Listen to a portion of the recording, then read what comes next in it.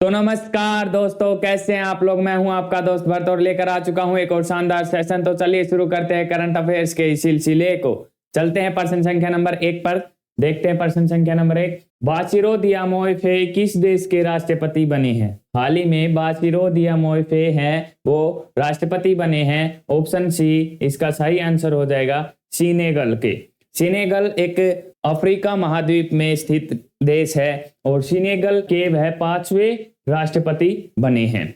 और बासिरो दियामोएफे सबसे कम उम्र में, उनकी फिलहाल जो उम्र है वो 44 वर्ष है और सबसे कम उम्र के राष्ट्रपति बन गए हैं सेनेगल के। वे राष्ट्रपति मैकी को स्थान से रिप्लेस करके बनाए गए हैं। मैकी हैं वह पहले राष्ट्रपति थे, उन्हें रिप्लेस करके हमारे बासिरो दियामोएफे को राष्ट्रपति बना दिया गया है। तो बढ़ते हैं अगले प्रश्न की ओर। देखते हैं अगला प्रश्न। मियामी ओपन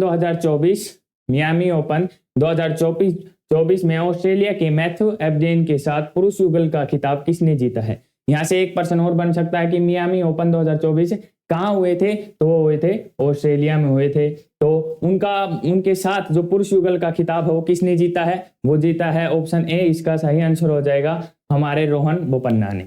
रोहन बोपन्ना 44 साल की उम्र में उनके नाम हुआ है। 44 साल की उम्र में एटीपी मास्टर्स 1000 खिताब जीतने वाले सबसे उम्र दराज खिलाड़ी बन चुके हैं। कौन सा खिताब, एटीपी मास्टर्स 1000 का खिताब 1000 का खिताब जीतने वाले सबसे उम्र दराज खिलाड़ी बन गए हैं। तो बढ़ते हैं अगले प्रश्न की ओर। देखते हैं अगला प्रश्न।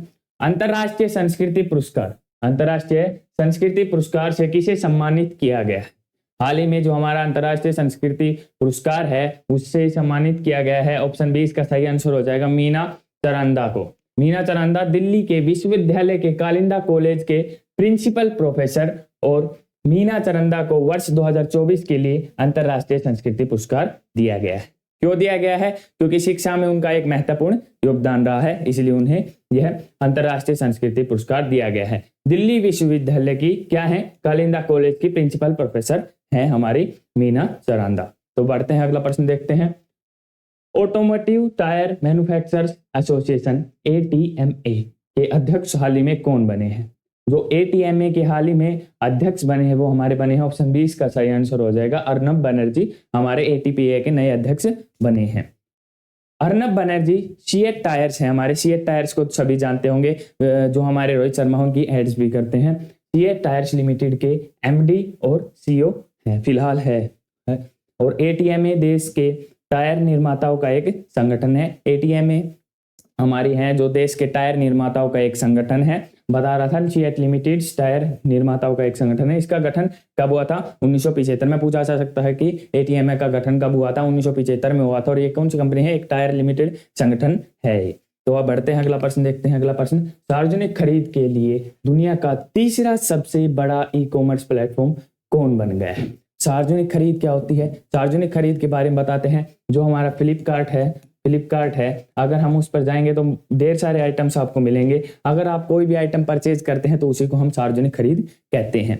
तो सार्वजनिक खरीद का दुनिया का तीसरा सबसे बड़ा ई-कॉमर्स जो प्लेटफॉर्म है वो बन गया है हमारा। ऑप्शन सी इसका सही हो जाएगा जैम बन गया है। भारत का सरकारी ई-कॉमर्स जैम पोर्टल दुनिया का तीसरा सबसे बड़ा पोर्टल बन गया है। किसमें, हमारे सार्वजनिक खरीद के ई-कॉमर्स प्लेटफॉर्म के रूप में। और जो हमारा है जो पहले पर नंबर पर है वो हमारा है कोनेप्स है हमारा। A नंबर पर है, फर्स्ट नंबर पर हमारा कोनेप्स है, थर्ड नंबर पर हमारा जैम आ चुका है। ठीक है, तो अगला प्रश्न देखते हैं।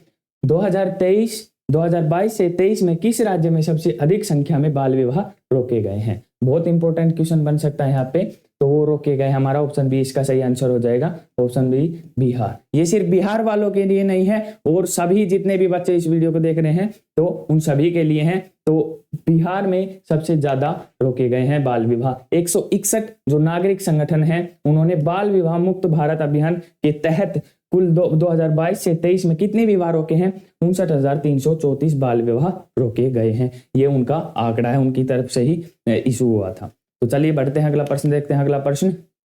1 अप्रैल को किस राज्य का स्थापना दिवस मनाया जाता है। जो 1 अप्रैल है उस जब मनाया जाता है कौन सा, ऑप्शन सी इसका सही हो जाएगा। ओडिशा का स्थापना दिवस मनाया जाता है। ओडिशा है वो 1936 1 अप्रैल 1936 को बनाया जाता है। आजाद हुआ था। किससे अलग किया गया था? ये हमारा किया गया था बिहार और पश्चिम बंगाल से अलग किया गया था जब हमारा उड़ीसा की स्थापना हुई थी। कब हुई थी? 1 अप्रैल 1936 को। इंपॉर्टेंट क्वेश्चन यहाँ से बन सकता है। 1 अप्रैल को उड़ीसा राज्य के स्थापना दिवस के रूप में मनाया जाता है। इसको दूसरे नाम से किससे जाना जाता है? दूसरा नाम है इसका, इसे 1 अप्रैल को उत्कल दिवस के नाम से भी जाना जाता है उड़ीसा में। तो बढ़ता अगला प्रश्न देखते हैं। भारत में किस प्रसिद्ध स्थापना को सांझी शिल्प जेआई टैग दिया गया है? जेआई टैग दिया गया है वो हमारा ऑप्शन डी इसका सही आंसर हो जाएगा। मथुरा को दिया गया है जेआई टैग। भारत के किस प्रसिद्ध स्थान को सांझी शिल्प जेआई टैग दिया गया है? मथुरा को। ऑप्शन डी करेक्ट आंसर हो जाएगा। और शिल्प सांझी ब्रिज के सबसे पुरानी कलाओं में से एक है। जो शिल्प सांझी क्या है? वो ब्रिज की सबसे पुरानी कलाओं में से एक कला है। और जो वर्ष 2022 में मथुरा के जो पेड़े हैं, बहुत ही स्वादिष्ट पेड़े होते हैं, तो उनको भी जेआई टैग दिया जा चुका है, जो मथुरा के पेड़े हैं। तो शिल्प सांझी ब्रज की सबसे पुरानी एक कला है, उनको अभी जेआई टैग दिया गया है। और पहले किसको दिया जा चुका है? वो दिया जा चुका है मथुरा के पेड़ों को। अगला प्रश्न देखते हैं। 2024 में कितने व्यक्तियों को मरणोपरांत भारत रत्न से सम्मानित किया गया है? बहुत इंपॉर्टेंट क्वेश्चन बन सकता है। मरणोपरांत 2024 में है हमारे। 2024 में कुल कितने व्यक्तियों को दिया गया है? 5 व्यक्तियों को दिया गया है और 4 उनके मरणोपरांत दिया गया है। तो 4 ऑप्शन 20 का सही आंसर हो जाएगा 4। ठीक है, मरणोपरांत 4 को दिया गया है। वैसे को कुल मिलाकर 5 लोगों को दिया गया है और मरणोपरांत 4 लोगों को दिया गया है। तो उनके नाम जानते हैं। पहले हमारे कर्पूरी ठाकुर जी, दूसरे हमारे MS स्वामीनाथन जी, थर्ड हमारे PV नरसिम्हा राव जी, और फोर्थ है चौधरी चरण सिंह जी, और फिफ्थ हमारे लाल कृष्ण आडवाणी जी। 5 लोग हैं जिनको हमारे भारत रत्न से सम्मानित किया गया है। 4 को मरणोपरांत किया गया है, 1 को जिंदा रहते ही दिया गया है। तो बढ़ता है अगला प्रश्न देखते हैं हम।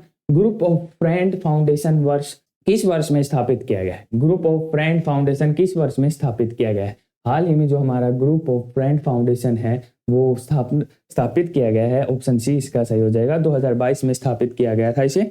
2022 में 40 सदस्यों जो 40 सदस्य देश वाले मित्र समूह है, GOF है, वो उनके समूह होता है। 40 सदस्य देशों वाला ये समूह होता है। इसका जो कमांड कर रहा है, अब की बार कौन कर रहा है? हमारा भारत कर रहा है। और इस क्यों किया जा रहा है? क्योंकि कानूनी ढांचे को मजबूत करने के रणनीतियों पर चर्चा करने के लिए बैठक बुलाई गई थी ये। तो 40 सदस्यों वाला ये देश है, 40 सदस्यों वाले देशों वाले मित्र समूह है ये। और रणनीतियों, कानूनी ढांचे को मजबूत करने की रणनीतियों पर जो बैठक बुलाई गई है, उसके लिए ये हमारे ग्रुप ऑफ फ्रेंड फाउंडेशन स्थापित किया गया था 2022 में। अगर आपको वीडियो अच्छी लगी हो तो इसे ज्यादा से ज्यादा शेयर करना और चैनल को सब्सक्राइब करना, ताकि हमारे अपडेट्स आप तक जल्द से जल्द पहुंचते रहे। मिलते हैं किसी नेक्स्ट इंटरेस्टिंग वीडियो में, तब तक के लिए जय हिंद।